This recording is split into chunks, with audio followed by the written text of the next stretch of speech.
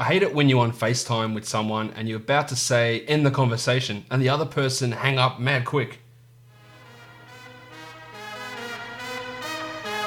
You are Locked On Fantasy Basketball, your daily fantasy basketball podcast, part of the Locked On Podcast Network, your team every day.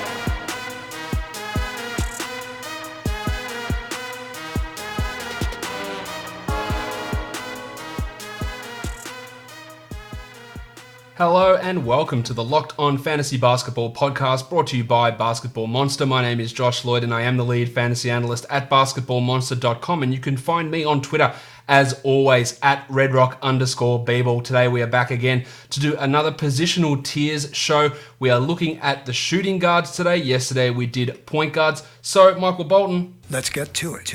Of course, I can't do the positional tiers without the man who writes the positional tiers articles over on Basketball Monster. Matt Smith is back. Smitty. Matt, welcome back. Josh, how's things?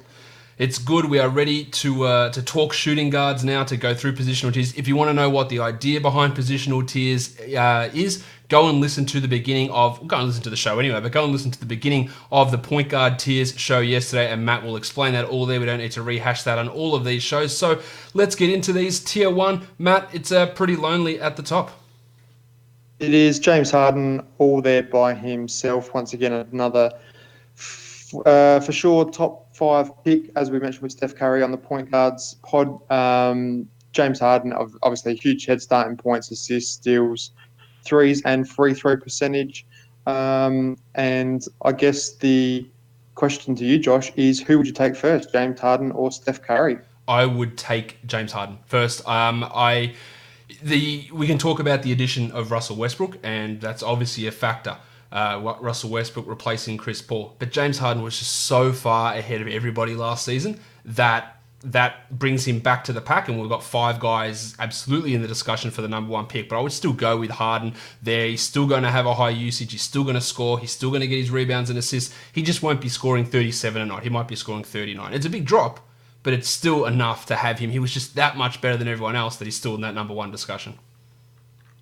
Yeah, I tend to agree, and we've just written a who would you take in that pick 1 article, and after doing a bit of analysis and comparing all the factors, James Harden was my number 1 pick again this season as well. I haven't decided at the point of us recording this yet who is going to be my number 1 pick for that article. I'm still working it out, but when I go through all those top 5 guys, the one guy out of those top 5 players where I can't find a downside to is Karl Anthony Towns. So I don't know if I'd take him there, but if you're very risk averse, maybe he's that guy. But we'll talk about him more on other shows. Let's move on now to the tier 2 of the shooting guards. We've got 3 guys in this group, and these guys, I'm glad they're all in the 1 tier. I'm glad you put them this way because I can't split them.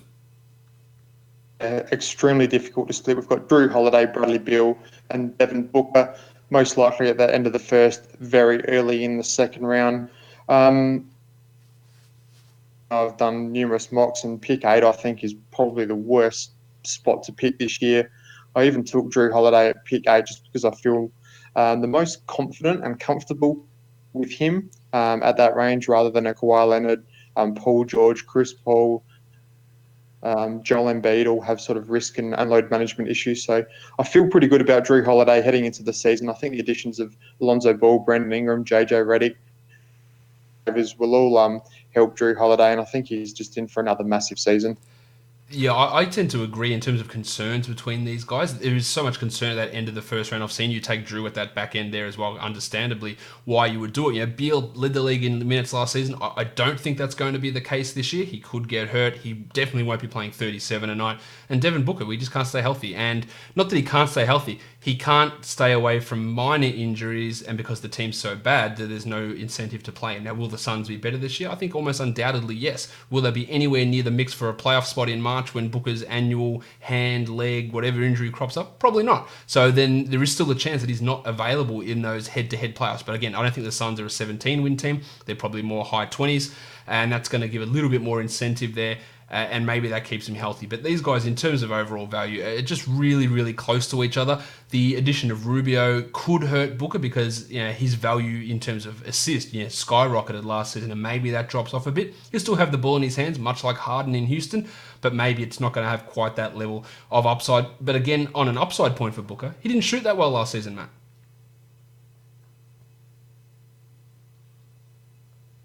You there? I am there. Did you hear my question? No, I didn't. I just lost you then. My question to you was, or not, it was more of a statement. Devin Booker did all he did last season. He didn't actually shoot that well. He didn't. What was he? 43, 42% from the field. About 34% from three, I believe. A little bit, but he just had so much offensive load going through him. But yeah, I think, like I said in the point guard pods, with the addition of Rubio, I think that will really help DeAndre Ayton's game and get him some easier and better looks. Kelly Oubre having a full season, another season for Mikal Bridges as well. So let's hope that Booker's field goal percentage can increase a little bit. I've also heard that there's a lot of people have concerns around Booker because his steal rate is so low, but there are quite a number of players later on in the draft that you can get who do help you in that steals category. So I'm not as concerned about that as some other people are. Like, it would push his value higher, but it's not like, I'm avoiding him because he doesn't get steals. Like, again, you can find steals guys. You can find his teammate, Mikal Bridges, later on, who might get you 1.6, 1.7 steals per game. Oubre had a huge steal rate last season. There are plenty of guys available who can help you in those categories, and really, that's their main strength. So, again, it shouldn't be too much of a concern about drafting someone like Devin Booker in that early second-round portion of a draft. In Tier 3, Matt, there are two guys here. One of them, I think some people would have Jimmy Butler, I think, in Tier 2, and some people would have Luka Doncic maybe in Tier 4, but we've got them both in Tier 3 here, so let's talk about them. Yeah, I guess the way their projections fall out, and once again, their overall value, Jimmy Butler's at a 0.44 Z-score. Luka Doncic, slightly lower at a 0.34, but Jimmy Butler's probably durability and playing more than 70 games just once in the last 6 seasons is a massive concern, and I guess personally drops him down a little bit. And Luka Doncic, he was already elite in points, rebounds, assists, and threes last season. If he can improve his efficiency and his steal rate, which I think in particular his efficiency and his free throw percentage he could very quickly move from a top 30 player into a top 15 player. And we could be talking about him in tier 2 next season. So I think both of these guys are probably mid to late second round. Luka Doncic maybe even slides into the third, depending on your format and your strategy. Yeah, I think that you probably can get Doncic in the third round. Some people, although again, I get a lot of comments, I'll take him in the top 20. It's all just going to come down to efficiency because the scoring will be there, the rebounds will be there, the assists will be there. He'll get a steal 1.1, 1.2 steals, whatever it is. But can he shoot 35% from three? Can he get his free throws to high 70s? Can he shoot 45, 46 from the field? Because if he can't do that, then he's not going to bring that value. If he can do that, then he can exceed this number. Whereas Butler, again, the injuries are the real concern. But I think we're going to see more Minnesota Jimmy Butler than Philadelphia Jimmy Butler, a 20-point per game guy. He's going to be, even if they start Goran Dragic and Justice Winslow, which we debated last podcast, Butler's going to be that guy with the ball in his hands the majority of the time.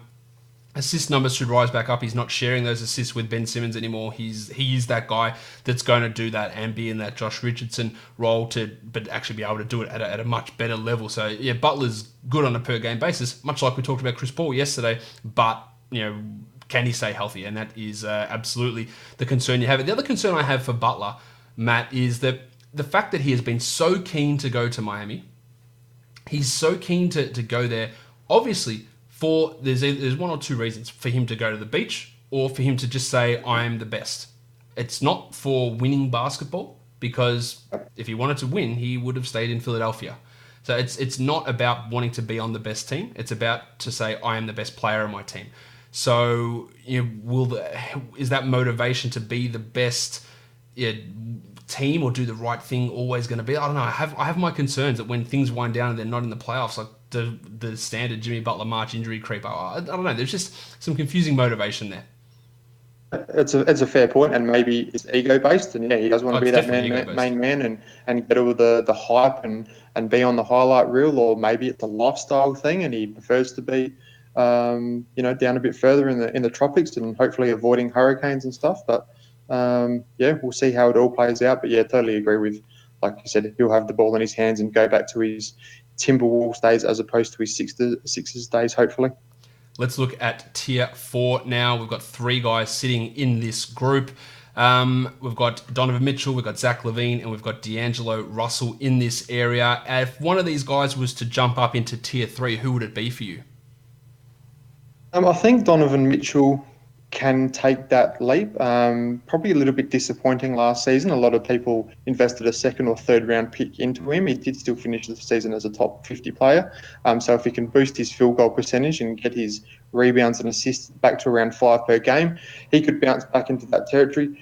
DeAngelo Russell's a really interesting one. I'm still not too sure what we're going to expect and how he's going to fit in there with the Warriors. I think it'll be good and be positive. I don't think it'll be, a negative in any way, and he's going to fall out of the top 50. But he's going to need to be doing a lot of scoring and a lot of ball handling there next to Steph Curry, because that Warriors roster just looks really average all of a sudden when you take out Clay and Durant and, bring in like Willie Cauley-Stein and Kevin Looney's probably the starting centre there. So, DeAngelo Russell's going to have to make a big impact. Zach Lavine, I don't like him in this position. I think he can get some better value later on. He had one of his best statistical seasons last year. The Bulls were decimated by injuries, and we know Zach Lavine has some durability issues. He's only played 134 of a possible 246 games over the past 3 seasons, which is not good, Josh. No, it's definitely not good. We need to, you do need to look at that. The other thing with Lavine is what happens with Markkanen? Does he take that step up to be the number 1 offensive option? I think that's a real possibility. I agree with you that Mitchell's probably the guy who can jump into tier 3 here. It's all going to come down to, does he increase his free throw rate? He's getting some great experience with Team USA. The assist numbers, how are they going to look next to Conley? There's a lot of ups and downs. I think his efficiency and free throw rate might increase. I think his assist numbers might decrease. Is that enough to push him further than last year? And Russell's going to play more than 30 minutes a game that he played last season. I don't think there's any debate about that. And that's going to push him into this tier 4 discussion for shooting guards. He's going to get his assists because the backup point guard on this team is Jacob Evans. So we're going to see DeAngelo Russell run some units by himself as well. It's going to be him and Steph because the rest of the starting lineup is going to be Cauley-Stein or Looney, Draymond, and Alfonso McKinney. So who the hell else is taking shots on this team? There is 2 guys. There is Curry and Russell. And that is it. There is nobody else to take shots on this Warriors team, so they are going to have absolutely sky-high usages, both Steph and DeAngelo Russell. Tier 5, Matt, this one here's a little empty, just old Budrick Hield. Hield is sitting here on his own now. He was one of the breakout players of last season, someone who you probably could have found or should have found in the 70 to 80 range and delivered top 50 value. He won't return that type of return on investment this season. You probably have to pay a top 50 pick. We have him projected just inside the top 50. I don't think he's going to finish well. I know he's not going to finish a top 20 player. He's not going to finish a top 30 player. He could be a top 40 player. I still think he'll be inside the top 50, but I think you're paying top dollar for Buddy Hield. He's a points and good for free throw percentage, but I think in terms of statistical scarcity, which I'm going to write an article about on soon, I think you're probably better off targeting, a few more rebounds and blocks or assists and steals at that point of range, because we know threes are the easiest category to find, and they're plentiful later on in the draft. So I just don't see the point of paying, a top 50 draft pick just to get, Buddy Hield's 3.5 threes per game when you can find them later on in the draft and off the waiver wire.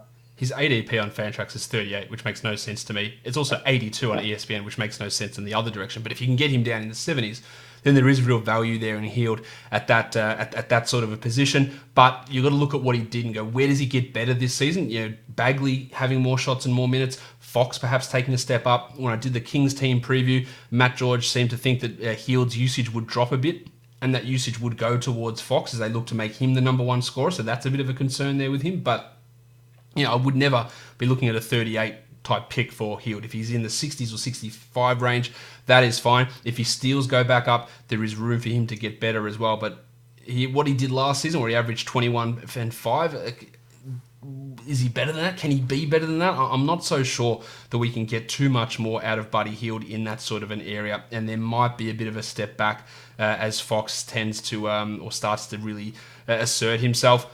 The next tier 6, is also just a one-man tier. Shai Gilgeous-Alexander. Some people will think this is high. Some people will think this is low. Some people will think he's a point guard. Matt, what are we talking about? What's your thoughts on Shai? Yeah, I really like Shai coming into the season.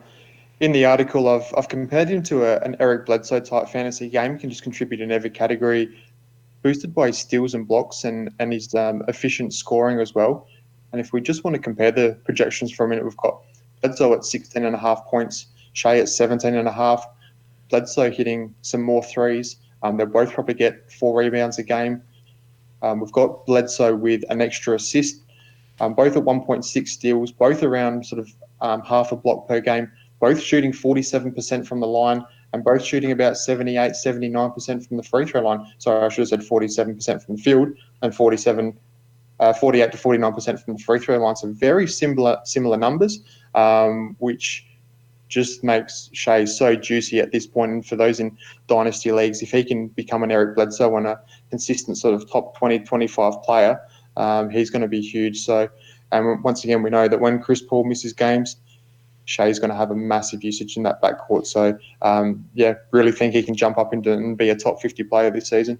Yeah, look, I think that's a real possibility. I know Kyle McEwen's really high on him as we did that show a couple of days ago where we compared our projections. Shai, even last season, towards the end of the year, he played 31 minutes a night, and he was the 64th best player, averaging 15 points with 5 assists on 52 and 74 as his percentages, and that's just 19% usage. I talked about it before with the Warriors. Who's going to take the shots? We talked about it yesterday with the Hornets. Who's going to take the shots? On the Thunder, who's going to take the shots? It's Gallinari, it's Paul, it's Gilgeous-Alexander. Like they're the guys who are going to have to take on that. Paul George, Russell Westbrook usage, Jeremy Grant's also gone. Yeah, I don't think we're just going to see huge amounts of shots funneled towards Steven Adams. I don't think we're seeing Andre Robertson or Terrence Ferguson becoming big usage guys. It's going to be these players. Shai, outside of the draft picks, is the jewel of the Paul George trade.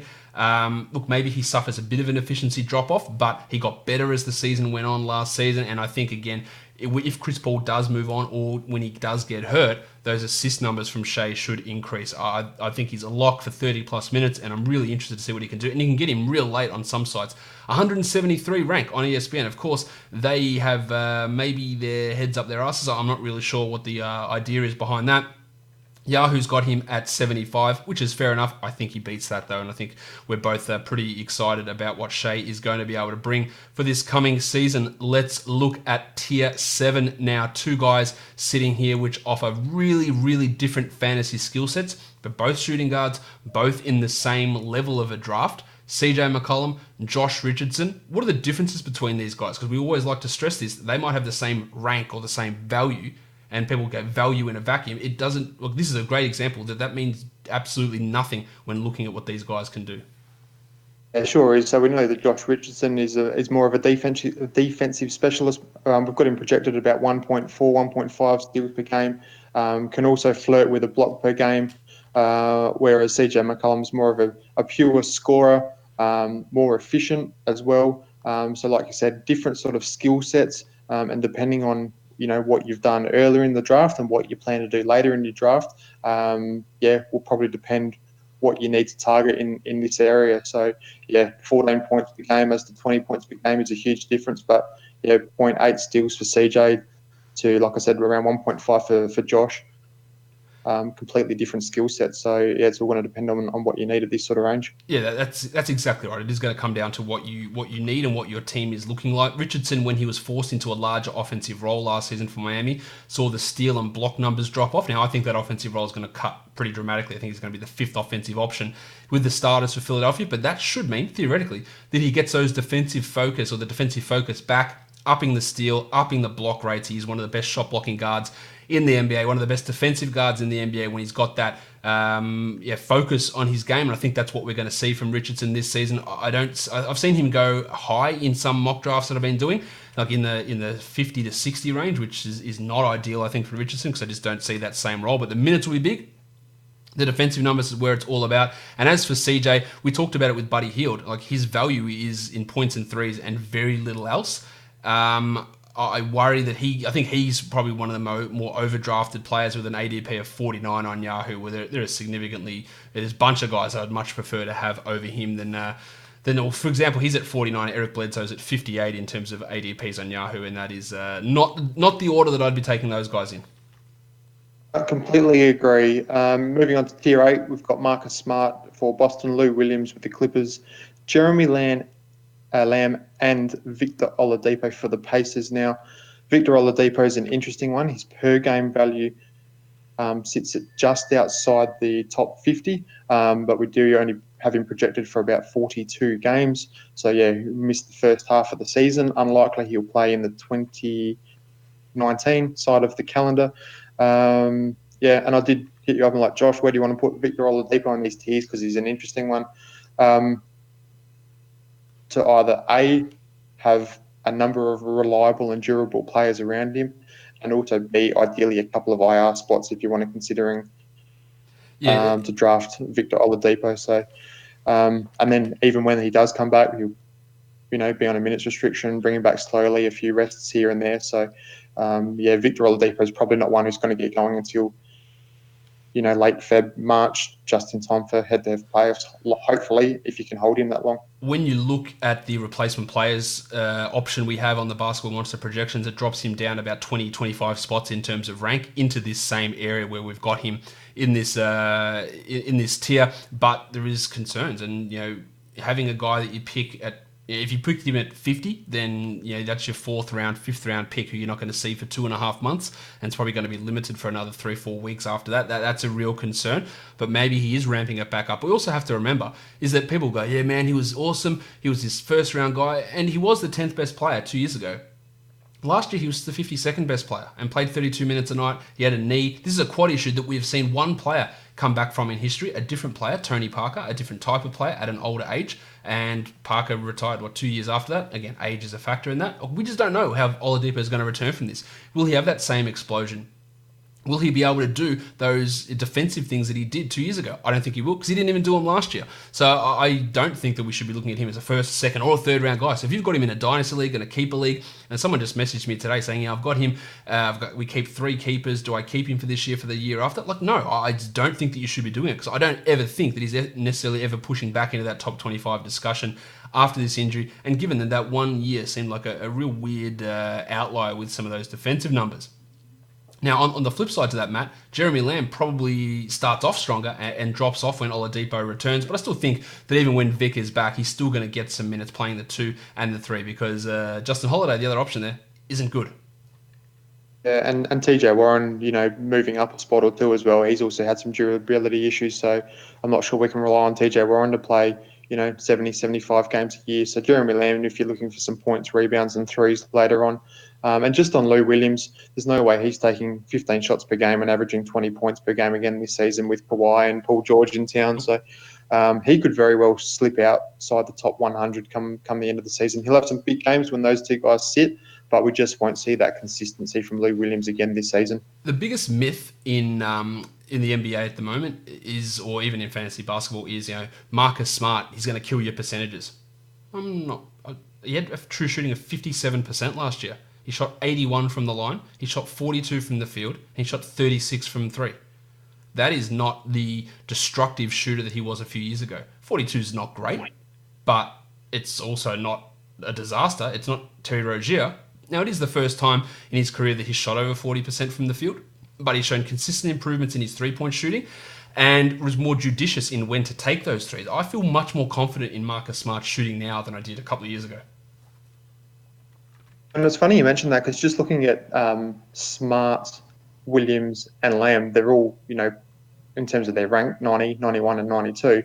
Just looking at their Z scores for field goal percentage, if we said to people, which one of those players would hurt your field goal percentage more, I think the consensus would be Marcus Smart. Yeah. Now, actually, Marcus Smart comes out as the least impactful or negative impact in terms of that category at a negative 0.52.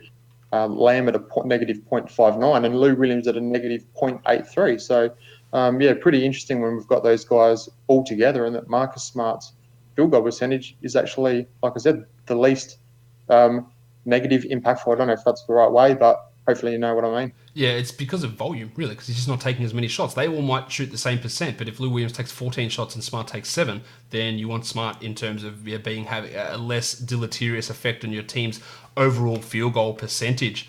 Let's move on to the next group of guys. We're in Tier 9 now, Matt. We've got 3 guys here. We've got Gary Harris. We've got Terrence Ross, and we've got Fanderpants Kevin Huerter in there. Different types of players. A bounce back with Harris, a steady contributor with limited upside with Ross, whereas a real big upside second-year guy in Kevin Huerter. Absolutely, and Gary Harris, we saw him. He was a top 50 player a couple of seasons ago. He could bounce back into that range if he can get his efficiency and his. You don't think he can? You look at it, and it was. Look, his shooting percentages dropped way off last season, and I think they will bounce back pretty significantly.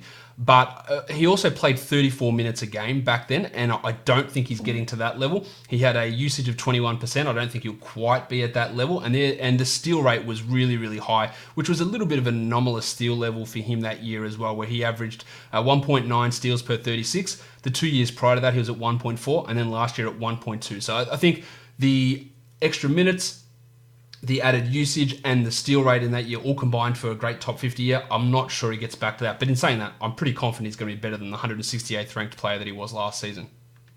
Yeah, you would definitely hope so. And you've got him projected at, it's still at 31 minutes per game. So it's still, a fair chunk. Because you've got Malik Beasley, Monty Morris, Will Barton, all these guys who did step up. Barton, not so much, he stepped backwards.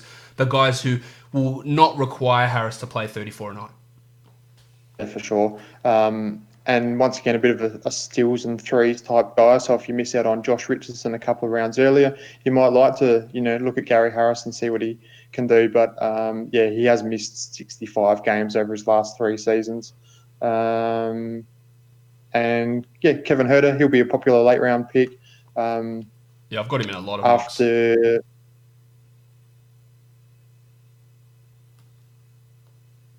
Josh? Yep, you're back. Just going to say that, his end of season form saw him post, 11 points, 3.4 rebounds, 3.1 assists, a steal, and a couple of threes in 27.6 minutes over the final 20 games. So hopefully he can build on that,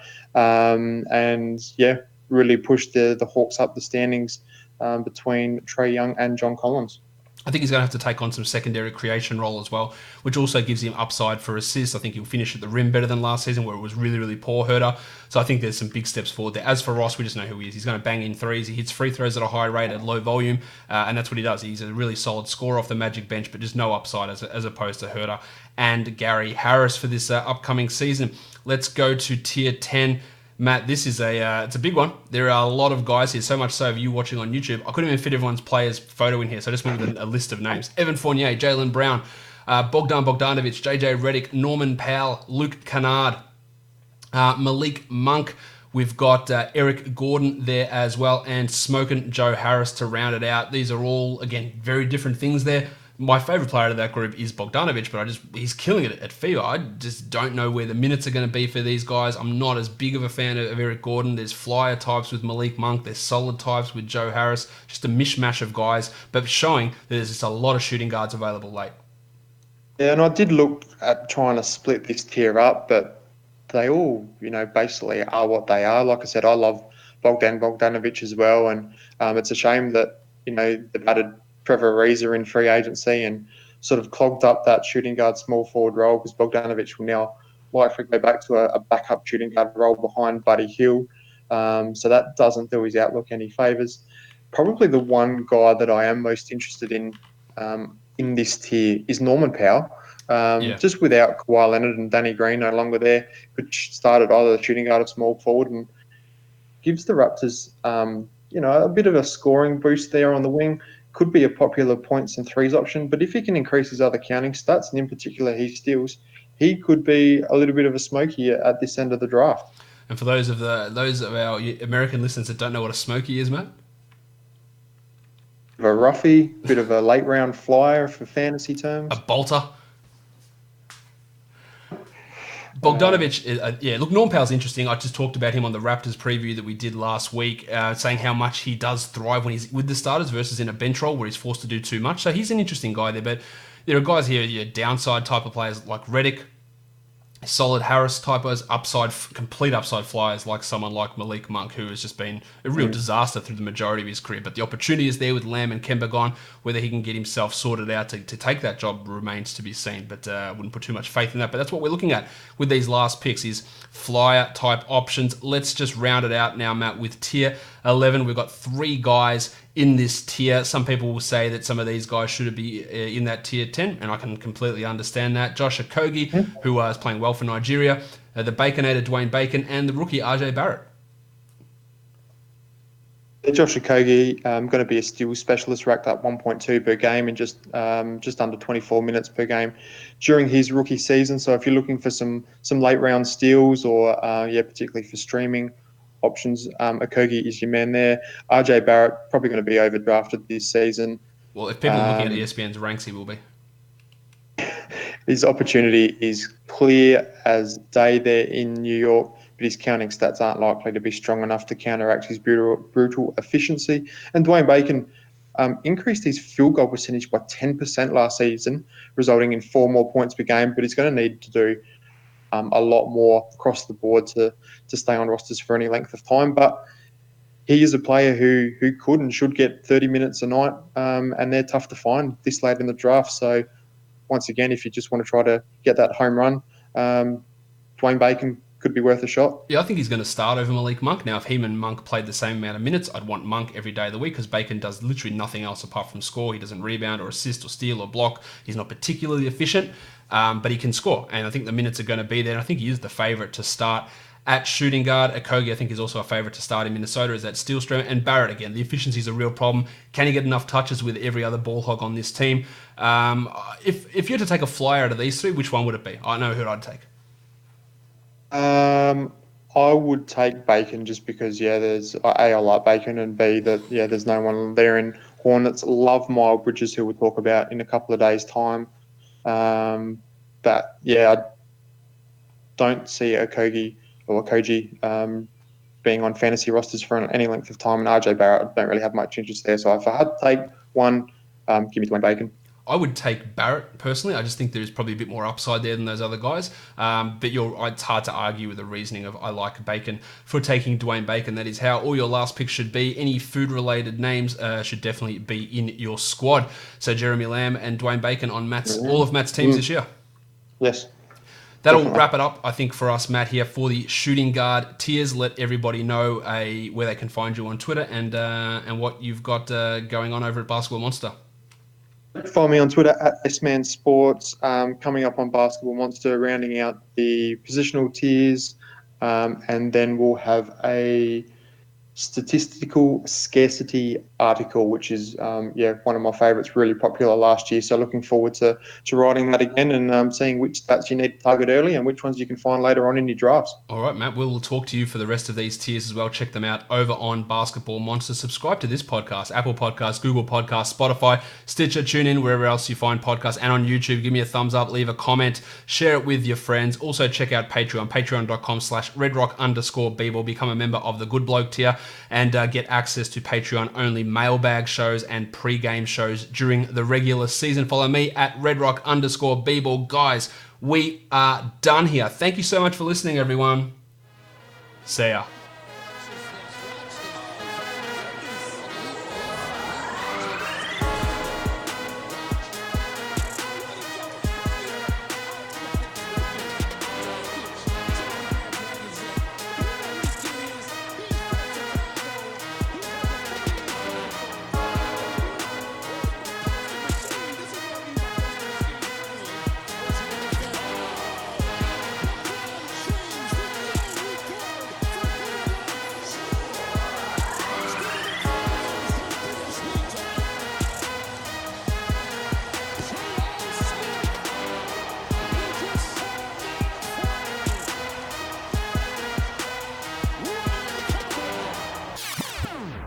Donovan Mitchell.